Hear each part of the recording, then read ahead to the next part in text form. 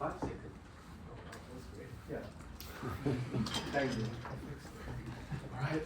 So, wow, many people. Good afternoon to everyone. I'm Pao, just Pao, nothing special. I came here same as BB and worked with LUM team, just normal person who work with Yuya and Christopher. And my project is a part of the 2-month research program with IceCube Summer Student Program. Yeah. And okay, if you are ready, we just go. Yeah. Since 1936, Carl Edison discovered the first muon, and then in the 1956, the Coleman and Reines is confirmed existence of we found the first neutrinos. This the toward beam to this one, is the IceCube-Gen1 and the digital optical modules. I think we know very well that it's the IceCube is a cubic kilometers neutrino detectors at the South Pole, have over than 5,000 domes in the Antarctic ice. We capture high energy galactic and extragalactic neutrinos with the 3D arrays of optical module, enabling precise event reconstruction. Yeah, and finally, we found the first astrophysical neutrino in 2013, and yeah, of course, foundation for IceCube-Gen2. This next page. The IceCube-Gen2, we want to push in of the neutrino astrophysics. Just first primary two objective. That is next generation of the IceCube Neutrino Observatory with the 10,000 optical modules covering the 8 cubic kilometers of the Antarctic ice. And the last one is enhanced sensitivity, expand detection of high energy neutrinos and rare astrophysical events. And then when we want to build the new projects of ours, we require the new of the optical modules or detector. It's more precise, high accuracies, and more strength. And this one is the IceCube-Gen2 Optical Module design candidates. We have first two is the LUM16 and LUM18, the two variations. In LUM16, we have 16 of 4-inch PMTs. Obviously, for LUM18, we have more than 16 for 2 in the up and bottom. And all of this LUM have high sensitivity, 4 times better than Gen1 domes.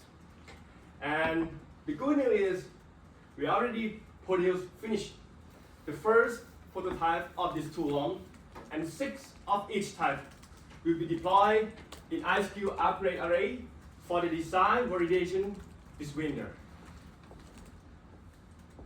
Then this study, I used the LUM16. So before we turn to my topic, we have to know more about the LUM16. Exactly, we assembled it and tested it in Madison, and we have 4-inch 16 PMTs that produced by Hanamatsu and NNBT. One of the unique signature and the functionality of the LUM16, that is, we use the gel pad for the mechanical and optical coupling between the glass. And you see, this is the successfully of LUM16. And before we build the successful, we have to combine and assembly. And this is each PMT. We have the gel patch to be whole before the glass and the PMT. And this one is like something that's helped me to be the high accuracy and the high functionality of each PMT. That's why these LUMs have the more accuracy than the last one. And each PMT has 2 general results. We have the 60 mega sampling per second. First, channel 2 for high gain or single photoelectrons. For channel 2 is low gain, or we call it bright events. And exactly, my study, we use the LUM16.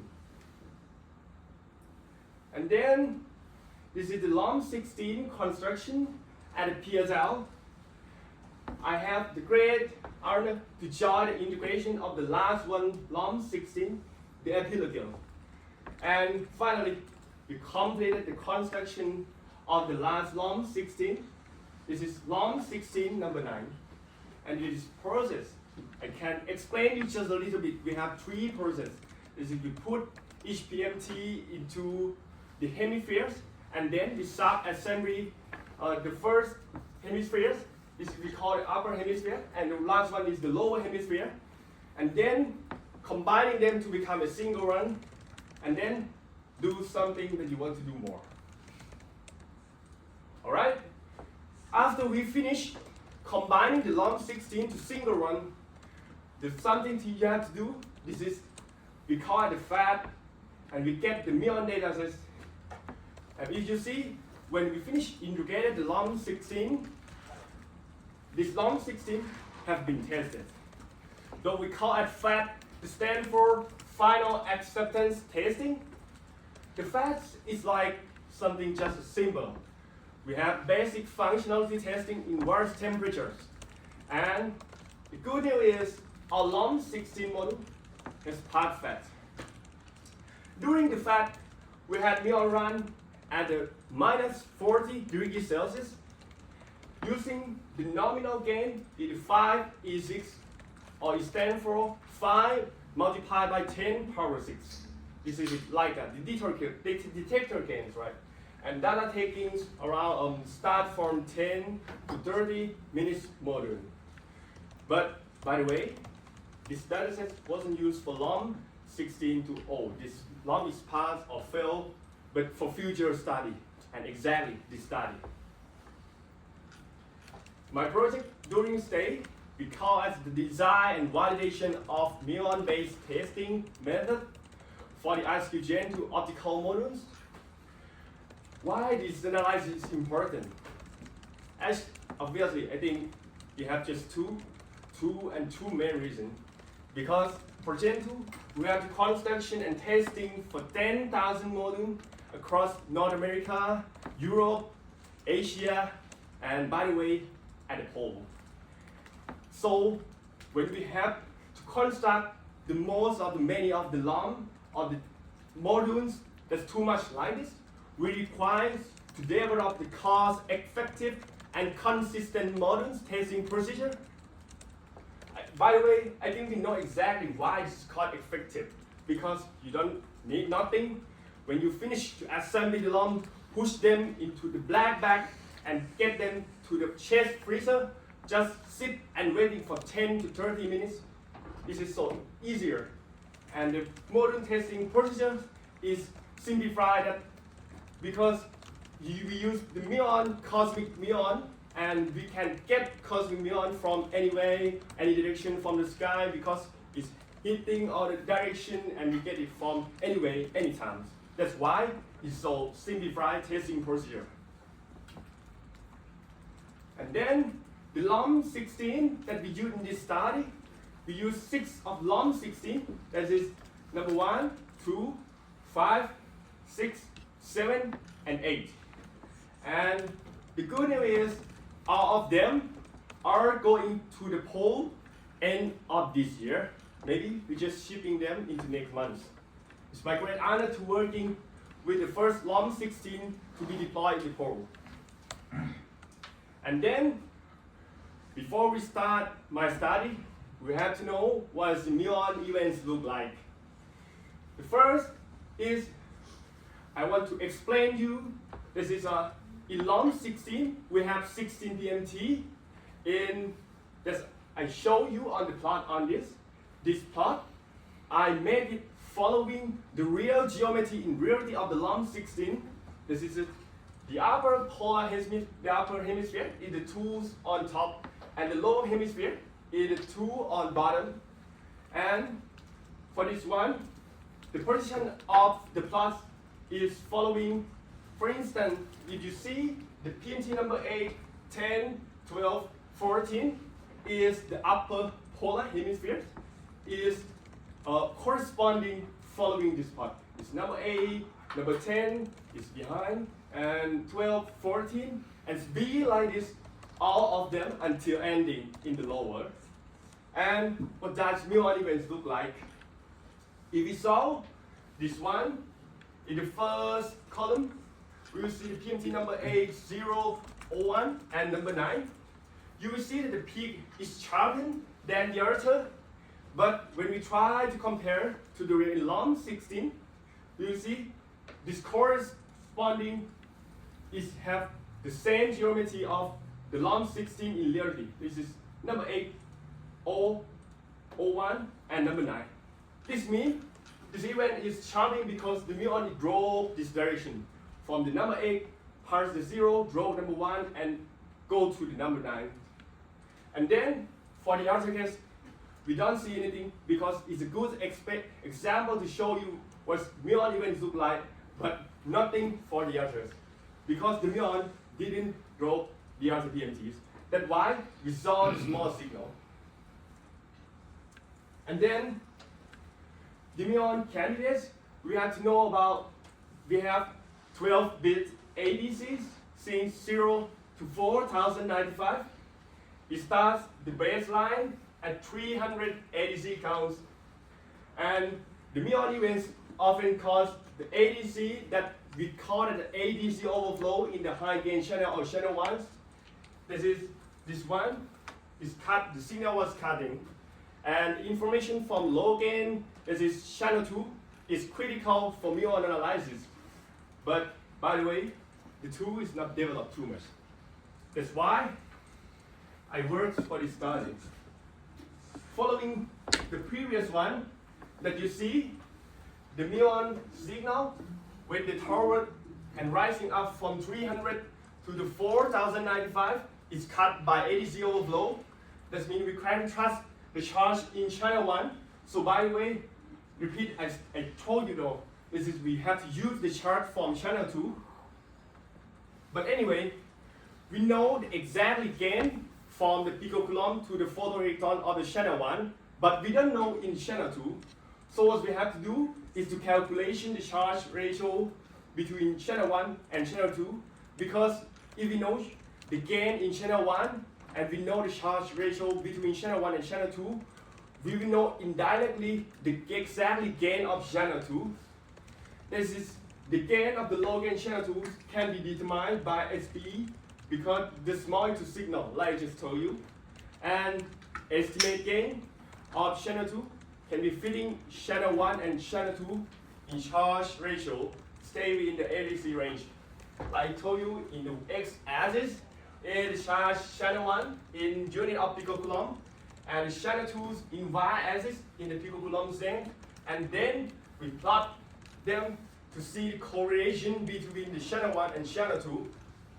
And then we limit the range of fitting, start from 5 picocoulomb, ending by 67.2 picocoulomb. And then with fitting all of PMT, we will get the exactly gain all of 96 PMT to calculate it from picocoulomb to photoelectrons in channel 2 charge gain. And use the result to calculate P in channel 2. And then, before I go forward, I want to explain to you about the muon simulation with Gen4.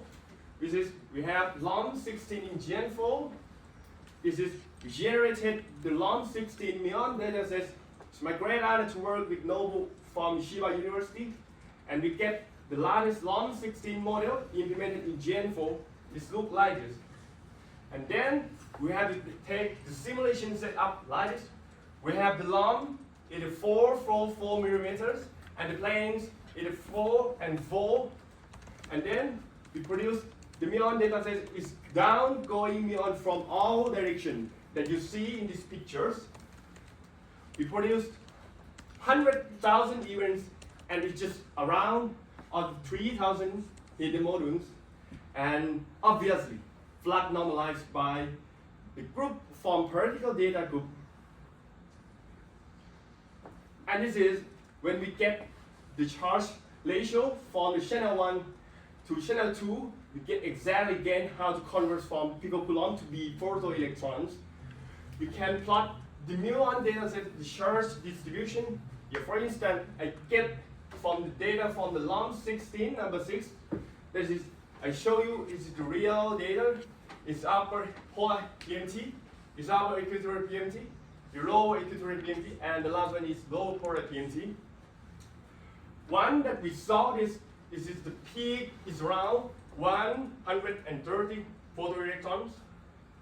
And if you see, when you go lower and go lower, you will see the distribution bar is broader than the upper hemisphere.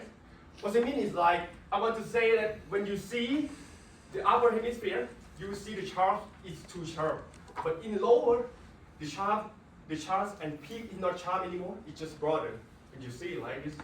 And then when we try to compare the data from simulation in Gen4, you will see the peak is around 140 dBs. It's quite a little of different, not too much. And then distribution shape simulation is quite similar to the data. And if you see it, you want to ask me why you have 16 plot, but for this you have just 4, because each colors of the blue, yellow, green, and red, it represents all of the PMT in each hemisphere.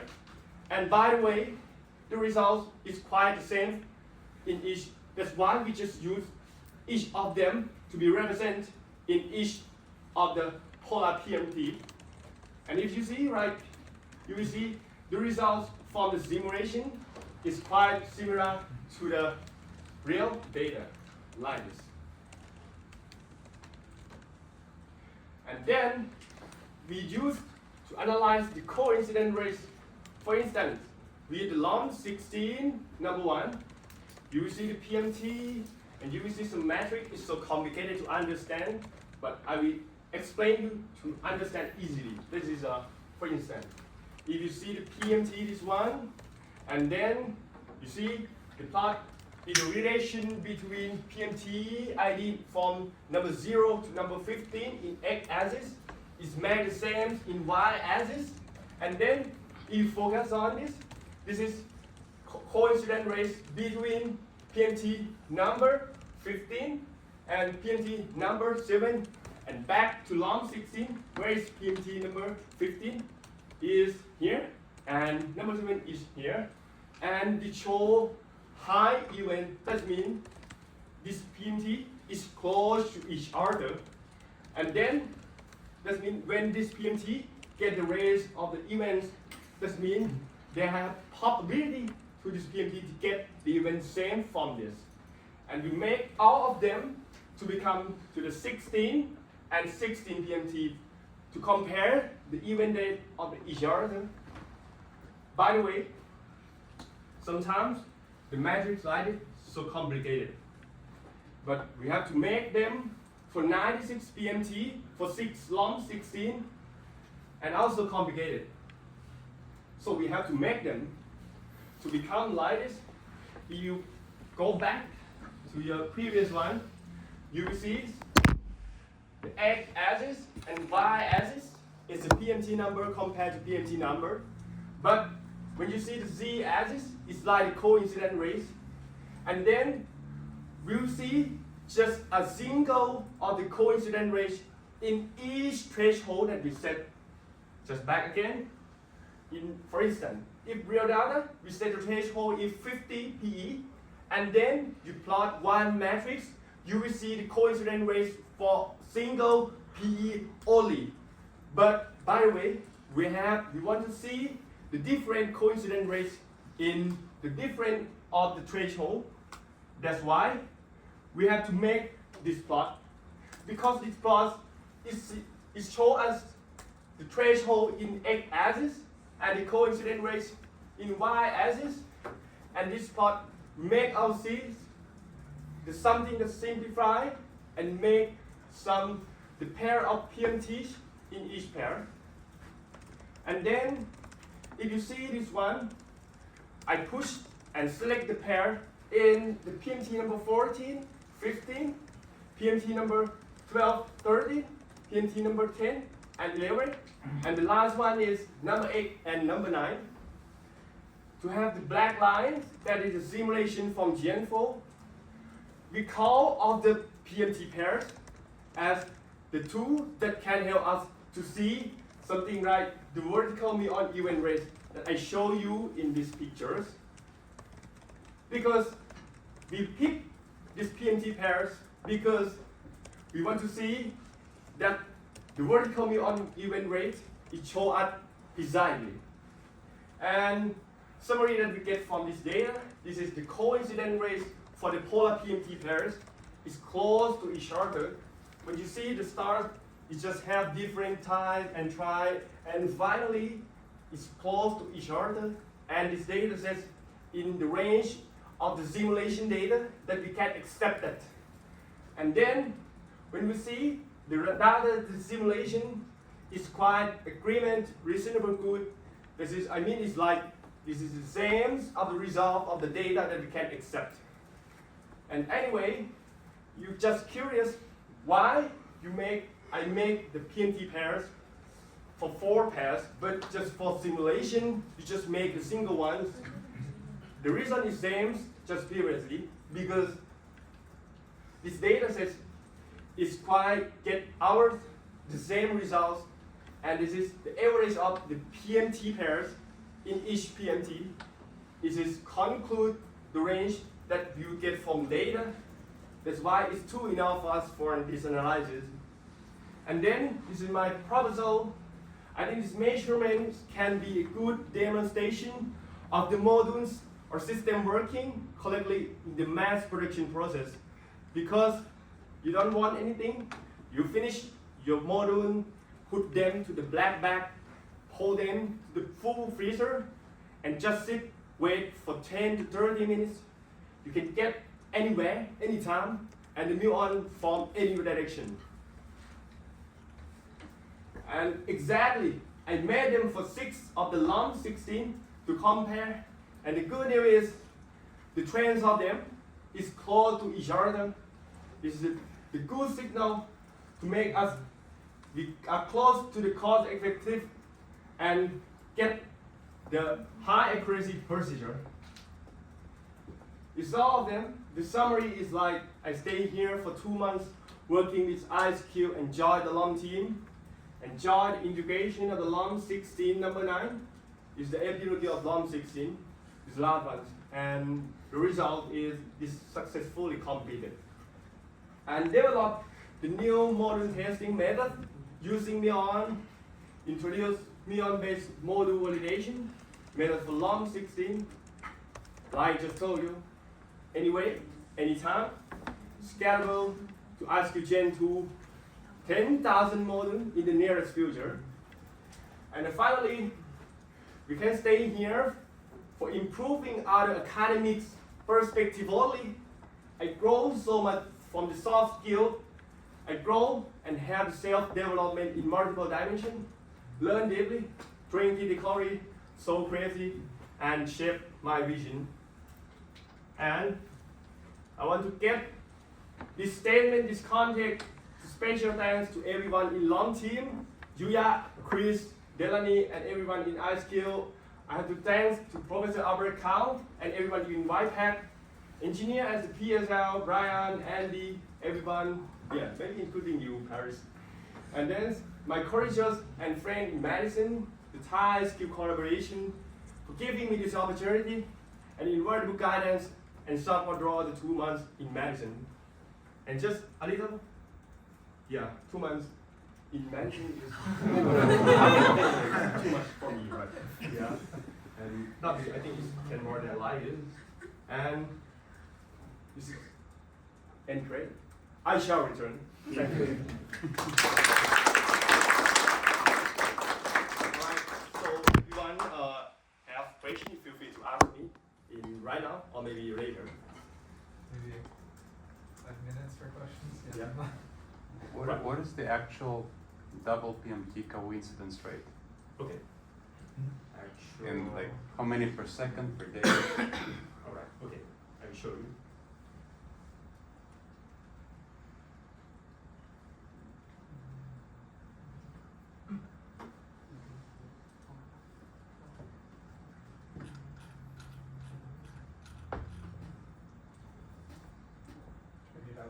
Because I'm many slides. Actually, this one is It's a single field. Okay, so Yeah. trigger rate, that's double coincidences, right? this one. I think you can use the slide. Slide, right? Okay, great. So it's about 10 hertz, is that what I'm reading? Yeah, I make both of them in That's hertz. a DAQ rate. Well, okay, that's not the muon peak, right? Muon peak Yeah. is around 80 picocoulombs. Now, what's the data? What's the rate of the muons in the muon peak? I think it's around 10 hertz. 10 hertz. Yeah, 10 hertz. Okay, then so coincidence will be then small, I guess. I think so. Okay, if you go back to this one, sorry for okay, yeah. Oh, oh, sorry. Take time. Okay, right. The coincidence rate is quite different, but start from 0 to around 0.30. Okay. Yeah, in each end. Okay. Yeah, you see in Z axis. So And- what's the average coincidence? Like, can you say those numbers again? Okay, I think it's around 0.0 to 0.3. Yeah, some of them is rising up to 0.7, but it's just one. Yeah, but in generally, in average, it's around maximum at 0.35. Yeah, 0.35, Okay, so 0.3, 0.2. The- Right. and- Why is that one so different? This one. Yeah. To be honest, I think this long 16 number is make me fancy too much because we see something that impossible in them, many stuff, right? But by the way, I think because this number 6 have to set the high coincidence rate because it has something that's real from the Earth, it's strained from the Earth. Okay. Why is the rate so much higher for 6? No numbers, no 66. Yeah. This one. Oh, 6. You know, you can also. I think because, okay. If you see in each long 16, I use different coincidence rates. Different, So, for instance, for number 1, I use 0 to 0.35. For this one, I use 0.3 because if we use the same coincidence rate for all of them, some of them we will not see anything because the charge is So the axis rate is just different. Yeah. The thing is, the PMD number 2 and PMD number 12. Yeah. Those pairs are just exceptionally high for something. So they have some higher noise. Yeah, rate or something. something. I see. Yeah. Okay, then, so about half a hertz, then you need to sum it over the entire histogram here, right? So it'll be like maybe 5-10 hertz. Yeah, this one. Yeah. Have you looked at triple and higher coincidences? Triple. Like, High. how many PMTs can a muon hit simultaneously? 4 seems to be a stretch. I think we can make the pair PNC pair for all of them in each. But in this slide, I want to pick the vertical muon event rate. So it's good when we pick the polar pair to explain this one. But for the answer, I already made it, but it just have to make me a different part of this one. Yeah. For instance, if you want to see it is polar, but if you want to see the equatorial for all 0 and number 5, you can make and pick the pair all the same, but this plot is quite different, not vertical muon anymore. Right. Yeah. Why did you skip LOMS 3 and 4? You mean about this? No, you had numbers of LOMS up from 1 through 8, Yeah. and 3 and 4 was skipped. What happened to them? Because we use high threshold grain, high threshold long 60. Yeah. And there are only 6 of them that is the high threshold gain. Yeah. So I didn't explain to him, but the long 16, 03, and 04, they are like the first modules tested. So I didn't perform okay. a minimum. So there was no data. No data. Yeah.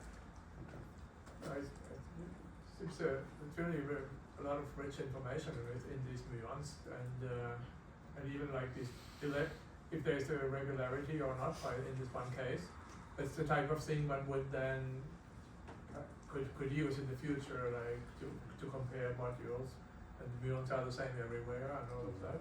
So it looks Yeah. it's quite Thank you nice. very much, Thank you. Professor. If you have any question, feel free to ask because I prepare backup slide is called 200. to guarantee that my work is not something unuseful. But I make everyone disappointed to me. Do my best I can do, right? Yeah. Okay. Then don't have any question. Okay. If you want to ask me later, and feel free to answer it. Thank you very much. Last talk by Will and Kiara.